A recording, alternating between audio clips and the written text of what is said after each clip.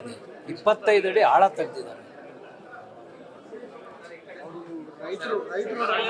Sir ರೈತರು ಅಂತ ಈಗ ಸುಳ್ಳು ಹೇಳ್ತಾರೆ. ಆಮೇಲೆ ಒಂದು ನಿಮಿಷ ಸರ್, ನಾನು ಹೋದಾಗ ನಾನು ಯಾರಿಗೋ ಮಾಹಿತಿ ಕೊಟ್ಟೆ, ಅವರು ತಕ್ಷಣ ಅವ್ರಿಗೆ ತಿಳಿಸಿದ್ದಾರೆ. ಹಾಗಾಗಿ ಗಡಿಬಿಡಿಯಲ್ಲಿ ಹೊರಗೆ ಬರಲಿಕ್ಕೆ ಪ್ರಯತ್ನ ಮಾಡ್ತಿದ್ರು. ಆದರೆ ನಾವು ಹೋಗೋ ದಾರಿಯಲ್ಲಿ ಆಗಲೇ 5-6 ದೊಡ್ಡ ಲಾರಿಗಳಲ್ಲಿ ಆ ಮೆಟೀರಿಯಲ್ ಅಂದರೆ ಅಲ್ಲಿಂದ ಮಣ್ಣು ಎತ್ತಿ ಬರ್ತಾಯಿದ್ರು. ಅದು ನಂಬರೆಲ್ಲ ನಾವು ಮೊಬೈಲಲ್ಲಿ ನಂಬರ್ ಸರಿ ಹೇಳಿದ್ವಿ. ಅಲ್ಲಿ ಹೋದಾಗೂ ಕೂಡ ಒಂದು 4 ಲಾರಿ JCB ಎಲ್ಲ ಇತ್ತು. ಅದಾದಮೇಲೆ ಯಾರೋ ಮಾಹಿತಿ ಕೊಟ್ಟಿರೋದ್ರಿಂದ ತಾನೇ ಆ ಕೃಷಿ ಅಧಿಕಾರಿಗಳು ಹೋಗಿ ಅದನ್ನು ತೆಗೀರಿ ಅಂತ ಹೇಳ್ತಾ ಇದ್ರು ಅಷ್ಟೇ. ಇದೆಲ್ಲ ಆಮೇಲೆ ಅವ್ರು ಹೇಳ್ತಾರೆ ರೈತರು ಹೊಡೆದಿದ್ದಾರೆ ಅಂತ.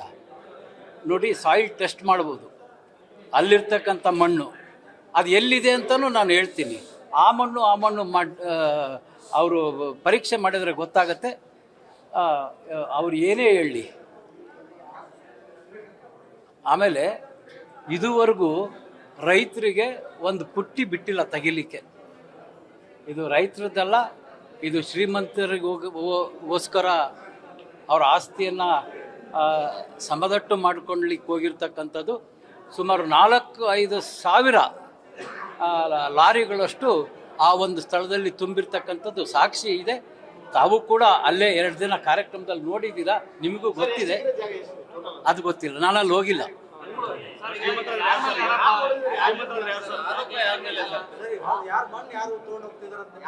ಈಗ ನೋಡಿ, ಎಲ್ಲರಿಗೂ ಗೊತ್ತಿದೆ, ನಿಮಗೂ ಗೊತ್ತಿದೆ.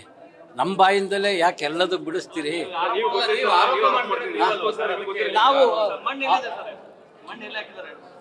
ಮಣ್ಣು ಒಂದು ಕೈಗಾರಿಕೆ ಅಕ್ಕಪಕ್ಕದಲ್ಲಿ ಆನೆಕೊಂಡದಲ್ಲಿ ಅದು ಯಾರ್ದು ನಾವು ಜಾಗ ತೋರಿಸ್ತೀವಿ, ಅದು ಯಾರ್ದು ಅಂತ ಹೇಳಿ ನೋಡಿ. ಕೆರೆ ಮಣ್ಣು ನಾವು ಹೊಡ್ತಿರೋದು ಬೇರೆ ಮಣ್ಣೇನಲ್ಲ, ಬಟ್ ಇವ್ರು ಬಂದು ಆರೋಪ ಮಾಡ್ತಾರೆ. ಯಾರಂಗಂದ್ರೆ ಕೆರೆ ಮಣ್ಣು ಅಂತ? ಸರ್, ಕೆರೆಯಲ್ಲೂ ಹೊಡಿತಾ ಇದ್ದಾರೆ. ಇದು ಕೆರೆದಲ್ಲ.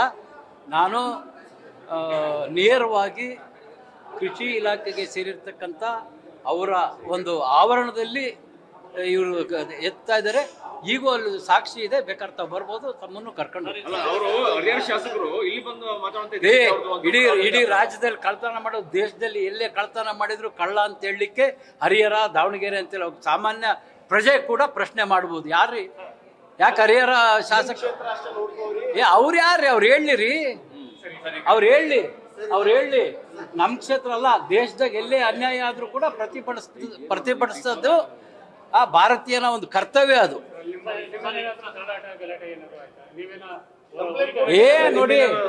ನೋಡಿ ಏನಿಲ್ಲ.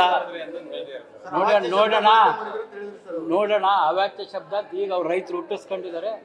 ಅಧಿಕಾರಿಗಳಿಗೆ ಕಳ್ತನ ಮಾಡೋರ್ಗೆ ನೀವು ಬಿಟ್ಟಿದ್ದೀರಲ್ಲ ಅಂತೇಳಿ ಅಧಿಕಾರಿಗಳಿಗೆ ಬೈದಿದ್ದೀವಿ. ನನ್ನ ಮೊಬೈಲ್ ಇಲ್ಲೇ ಐತೆ, ಇಲ್ಲೇ ಐತೆ. ಅಣ್ಣ ಹೌದು, ಅಧಿಕಾರಿಗಳಿಗೆ ಬೈತೀವ್ರಿ. ಹೌದು, ಅಧಿಕಾರಿಗಳಿಗೆ ಬೈತೀವಿ. ಅಧಿಕಾರಿಗಳು ಮಾಡಬಾರ್ದು ಮಾಡಿದ್ರೆ ಇಲ್ಲೂ ನೀವು ನೋಡಿದ್ದೀರಾ, ಇನ್ನೂ ಕಂಪ್ಲೇಂಟ್ ಕೊಟ್ಟಿಲ್ಲ. ಮತ್ತೆ ಇಂಥ ಅಧಿಕಾರಿಗಳಿಗೆ ಏನು ಎತ್ಕೊಂಡು ಕೂರಕ್ಕಾಗತ್ತಾ? ನೋಡಿ, ಅನ್ಯಾಯ ಭ್ರಷ್ಟಾಚಾರ ಇದ್ದಂತ ಸಂದರ್ಭದಲ್ಲಿ, ಅತಿ ಅನ್ಯಾಯ ಕಂಡಂತ ಸಂದರ್ಭದಲ್ಲಿ ಯಾವುದೇ ಒಬ್ಬ ಮನುಷ್ಯಂಗೆ ರೋಷ ಬರುತ್ತೆ. ರೋಷ ಬರಲಿಲ್ಲ ಅಂದ್ರೆ ಅವ್ನು ಮನುಷ್ಯನೇ ಅಲ್ಲ, ಗಂಡಸೇ ಅಲ್ಲ.